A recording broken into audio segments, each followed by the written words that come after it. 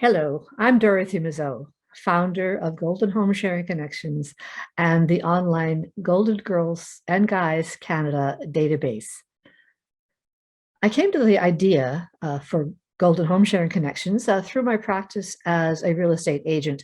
Um, I have been working primarily with older adults who are looking to downsize from their family home. And I was realizing that the options available are fairly limited. Certainly, there are retirement homes springing up all over. These are fairly expensive, and not everyone can afford to live there. To try to downsize to a smaller home, a bungalow usually, you're really competing with the first-time buyers who are coming along, and that's keeping the prices of the smaller homes elevated. If you are looking to rent, rental accommodations are hard to come by. And if you're looking for a rent geared income opportunity, there are usually waiting lists for that kind of accommodation. But in puzzling over this, I realized that I was living the answer because I have been living in shared homes myself for well over 20 years. And I find it a very enjoyable and affordable and viable way to live. So I wanted to spread the word, and that's why I've created this introduction to home sharing. So let me share that with you now. So what is a shared home? A shared home is a home that's shared by two or more mature adults who are not in a conjugal relationship. They're not married, they're not living common law, they're living together as friends or as almost like a family of friends. It could be two women sharing an apartment, could be four women and men sharing a house.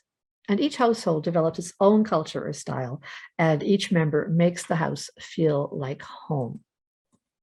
Sometimes one person owns the home and rents out space to others. I have done that a number of times, and that's been very great. Sometimes homemates purchase a home together. And in Ontario, there are four women who did this in Port Perry, which is just east of Toronto. They call themselves the Golden Girls of Port Perry. And I've talked to them, and they've made a wonderful home together. I think their expenses for a wonderful big home, which they renovated and added to, um, I think they're paying about $1,500 a month each for everything, including the home expenses and their groceries and their wine, everything involved in running a home together. Sometimes the homemates rent a home together, and I have done this as well. I do sometimes caution people that make sure that the home you're moving to is one that is available for long-term rental. It is not just something someone's holding on to as an investment until they want to turn it around and make some income from it. Because you don't want to be in a position where someone's going to sell the home and then you're going to have to find another place to live. What makes a good homemate? Well, it's a person that you like and respect, whose way of living is compatible enough that you're comfortable living together.